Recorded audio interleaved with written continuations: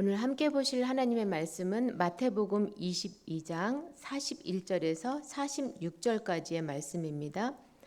마태복음 22장 41절에서 46절까지의 말씀입니다. 제가 가진 성경책으로 신약 성경책 38쪽에 있습니다.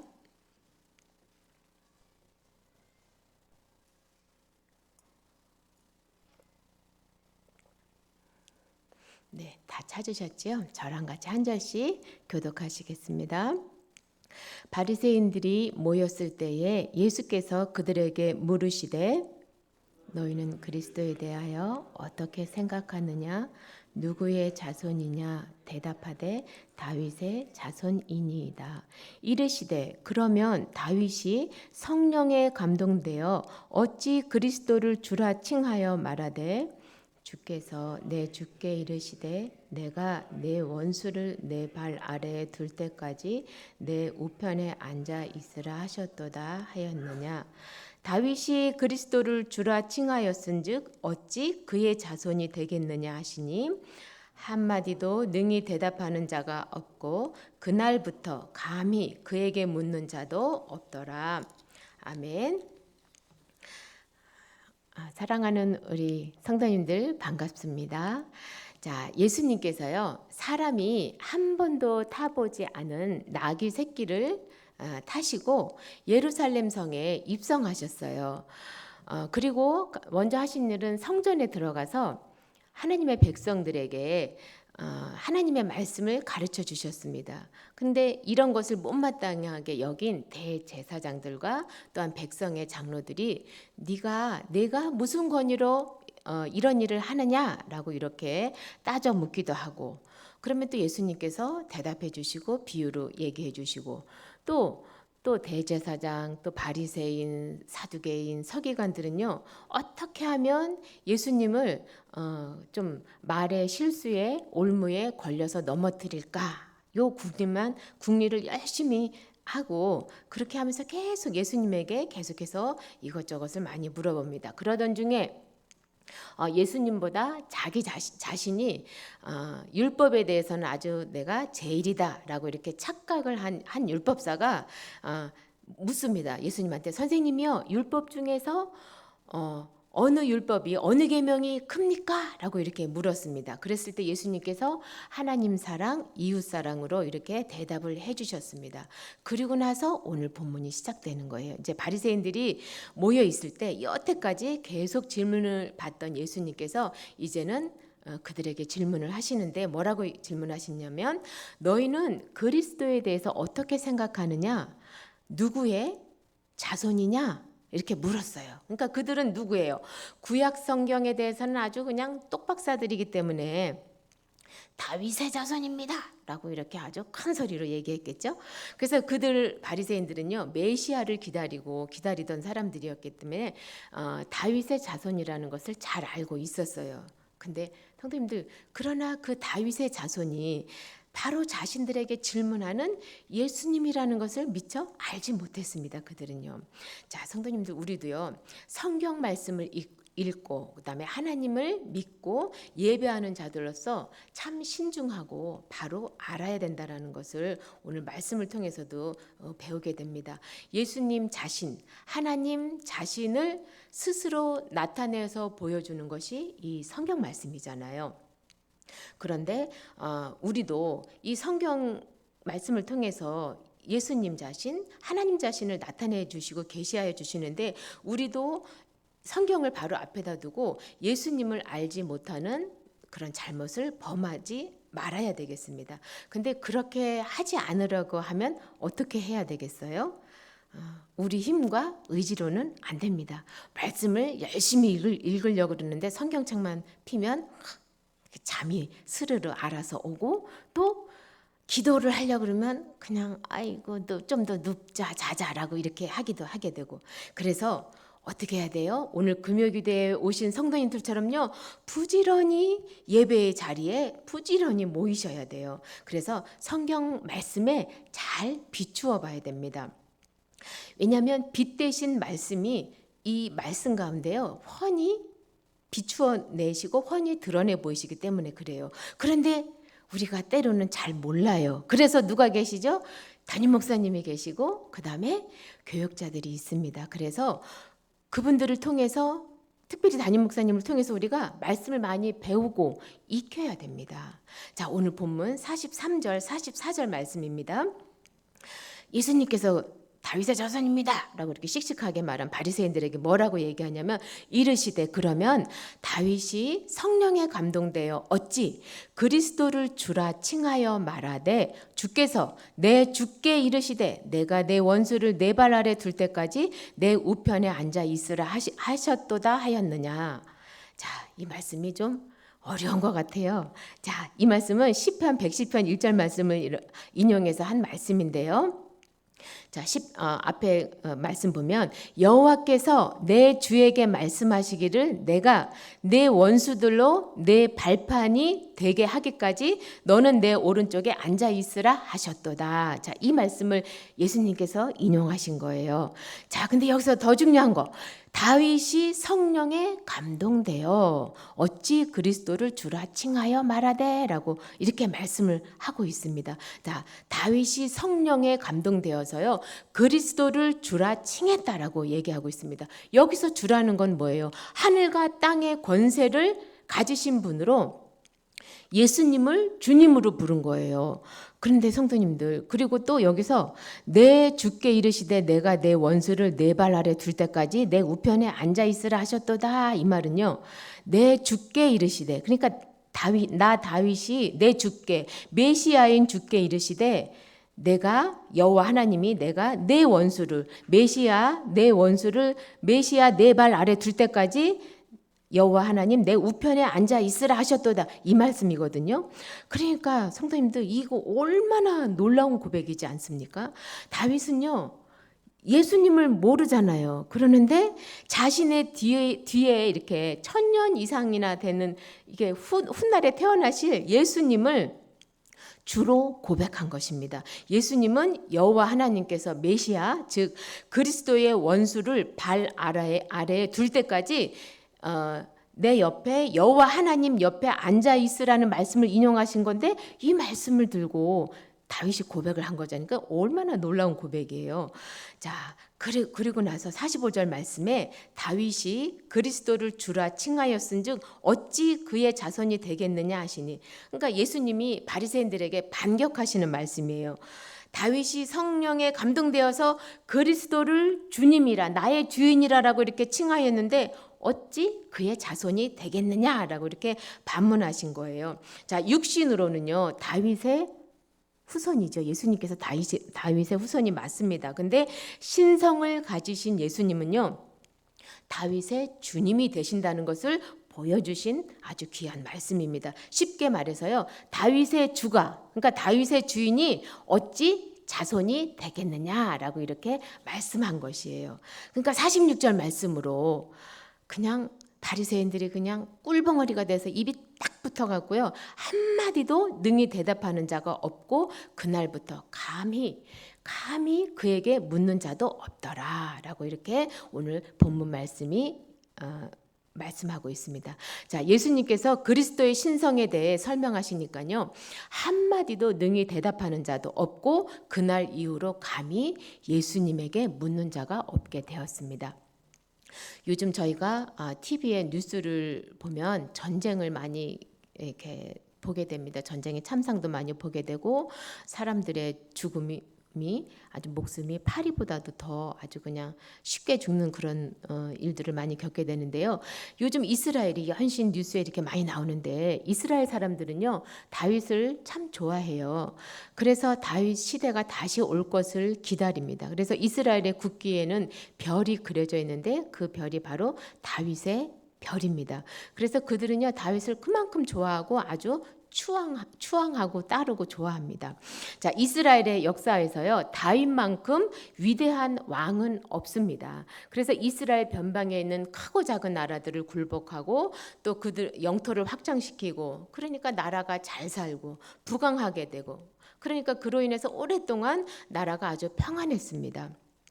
예수님께서는요 오늘 본문을 통해서 다윗의 신앙 또 성령의 감동을 받은 신앙을 우리에게 알려주시고 그 신앙을 우리에게도 담도록 이렇게 우리에게 권면하여 주십니다. 성도님들, 참된 신앙은요, 성령의 감동이 있는 데서부터 시작하고 또한 성령의 감동으로 자라게 되고 성숙하게 됩니다.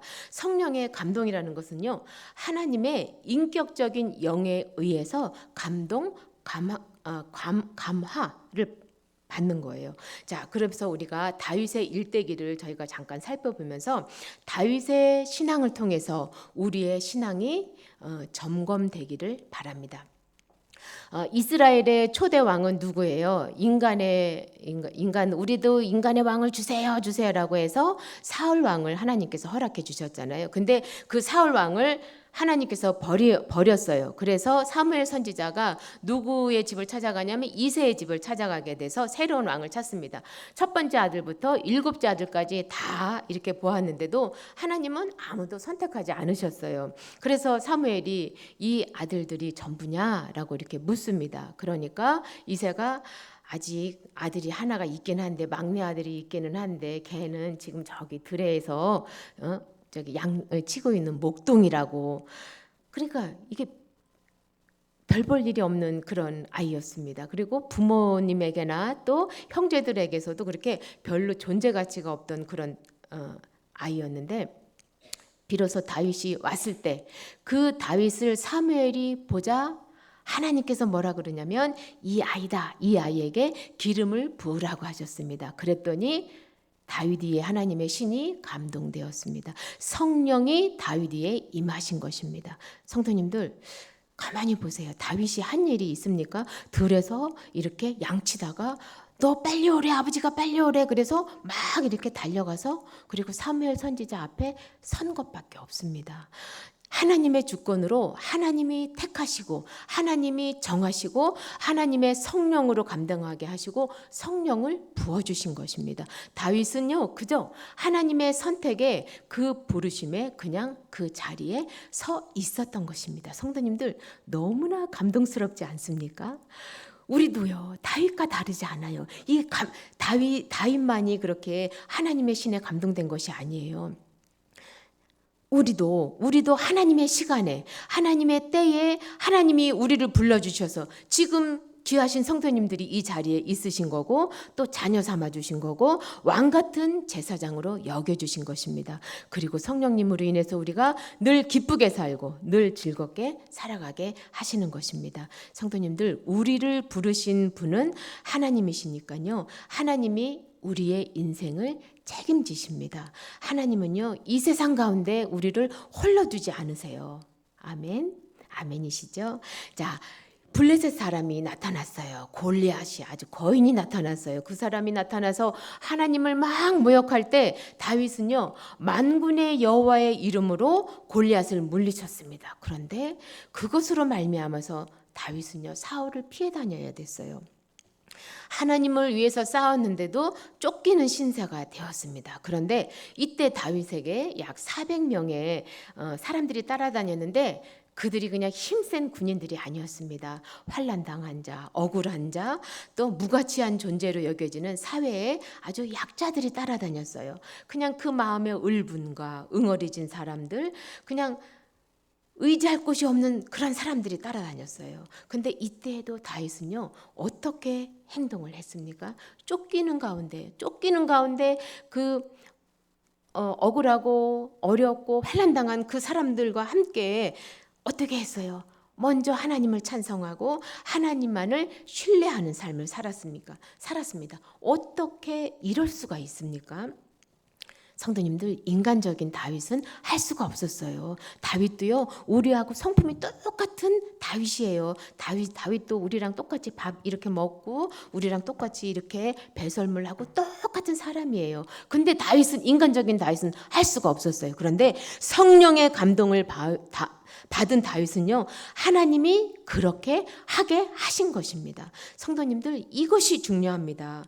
그래서요, 우리도 못해요. 우리도 못합니다. 어떨 때는 화가 나는 게 아니라 화가 나서 부글부글 화가 나서 그냥 딱지가 앉아서 화딱 딱지가 나고 또 속에서 욱하는 것이 올라오고 또 언제까지 이렇게 참아야 되나 하고 이렇게 속에서 천불이 날 때도 있고요. 또 이 고난이 언제 끝날까라고 이렇게 할 때도 있고 또 이 가난이 언제 해결될까라고 할 때도 있고요. 그러나 성도님들 꼭 기억을 하셔야 됩니다. 하나님께서 택하신 사람들, 하나님께서 부르신 사람들, 하나님께서 쓰시는 주의 종들을요 그냥 버려두지 않으십니다. 성령을 부어주십니다. 요엘서 2장 28절 29절 말씀인데요. 우리 이 말씀 다 같이 읽겠습니다. 시작.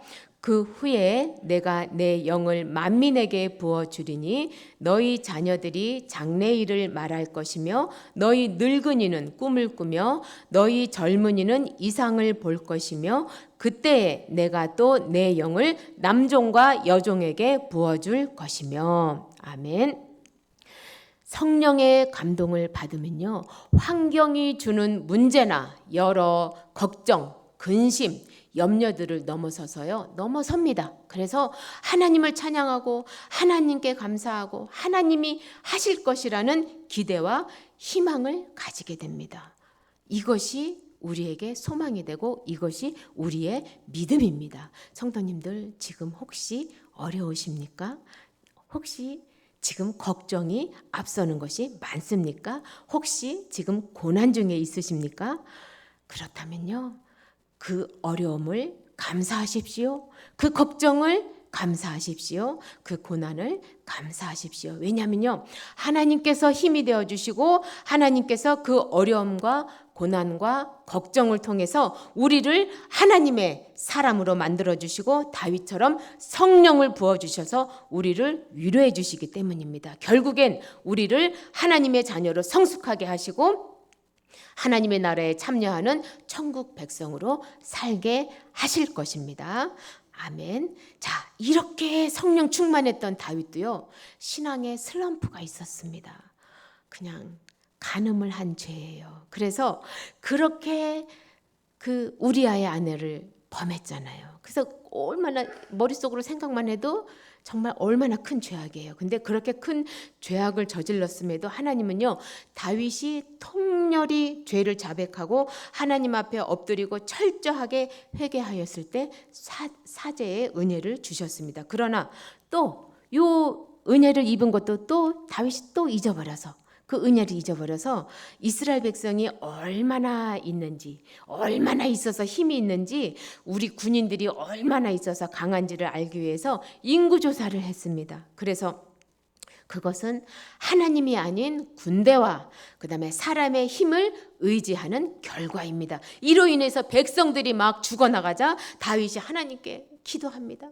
하나님 죄는 내가 지었는데 왜 백성들을 죽이십니까? 라고 이렇게 죄를 용서해 주시라고 다윗이 울부짖으며 기도했습니다. 그때 하나님이 명령하여 주신 것이 무엇입니까?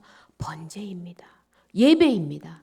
다윗은요 더욱 온전한 예배를 드리기 위해서 레위인들을 모아서 성가대 옷을 입히고 성가대를 모여서 이렇게 찬양을 하게 함으로 하나님이 기뻐하시는 예배를 드리게 됩니다. 성도님들 하나님 앞에 온전한 사람은요 이 세상 그 누구도 아무도 없습니다. 하나님이 다윗에게 명령하신 예배를 통해 우리도 죄를 용서받고 하나님과 동행하고 성령에 감동되어 살아갈 줄로 믿습니다. 하나님과 동행하고 성령에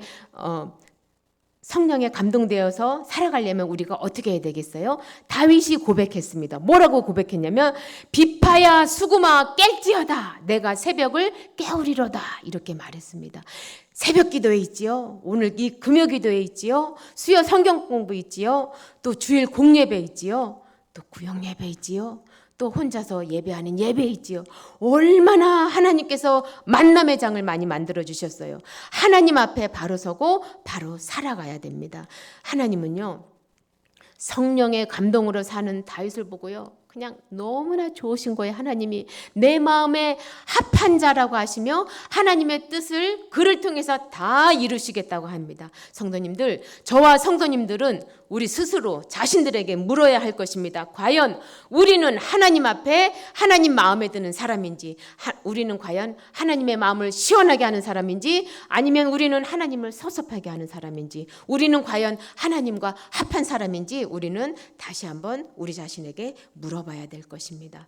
성도님들, 다윗을 통해서 하나님의 뜻을 이루신 하나님께서요, 오늘도 우리에게 동일하게 역사하여 주시는 하나님이십니다. 죄인인 우리는요, 다윗과 같은 삶을 살아가게 됩니다. 그래서 다윗과 같이 그냥 오늘 하루 잘 살았다가, 어떤 날은 그냥 죄악 가운데 살았다가, 또 어떤 날은 내 마음대로 이렇게 살았다가, 또 어떤 날은 하나님 잘못했어요 라고 이렇게 살았다가.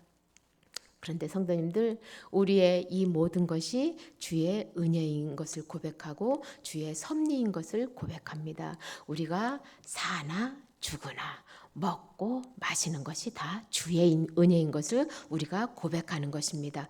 그래서 때로는 우리가 견디기도 하고요. 또 때로는 자랑을 숨기지 못해서 뽐내기도 하고요. 또 때로는 막 그냥 너무 좋아서 웃기도 하고요. 또 때로는 너무 슬퍼서 울기도 하는 것이 우리의 인생입니다. 그래도 우리와 동행하시는, 또 우리의 삶을 주관하시는 하나님께서 우리를 눈동자같이 보호하여 주시고 인도해 주십니다. 우리 모두 성령의 감동으로 신앙생활을 하는 사람들이, 우리 성도님들이 되시기를 간절히 바랍니다. 성도님들, 나 같은 죄인도 예수 그리스도의 후손으로 살게 해주시잖아요. 또 저에게도 기쁨이 온천이 사랑이 세 명의 자녀가 있잖아요.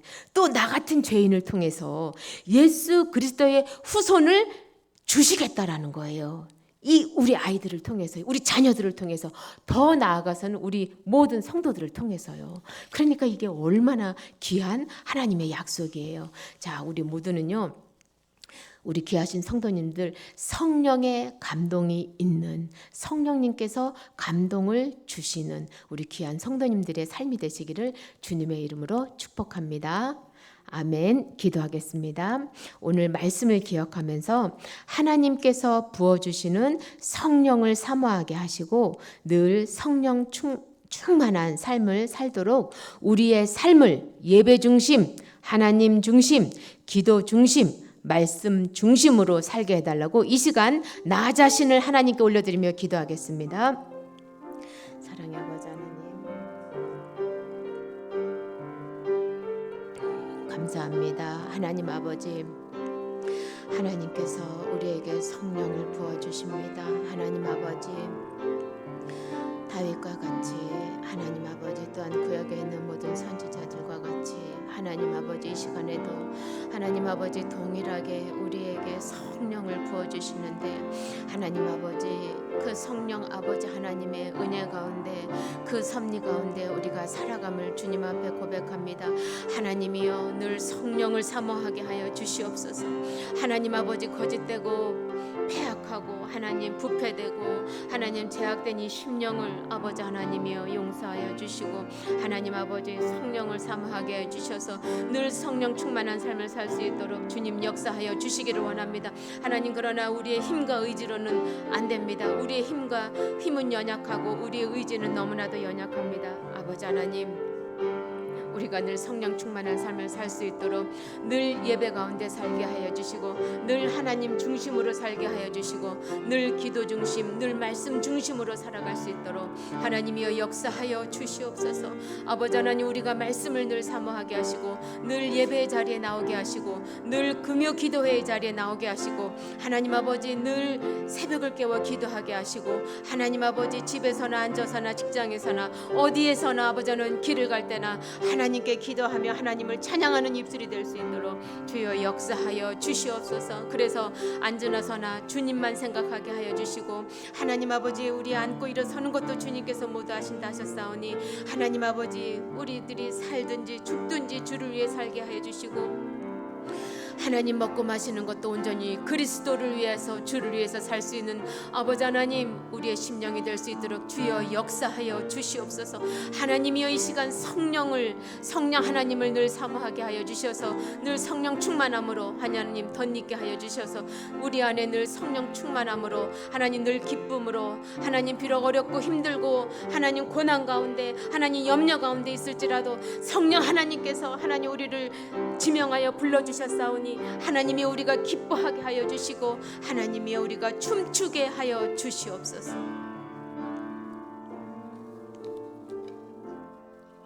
이 시간 우리 주의 성령이 함께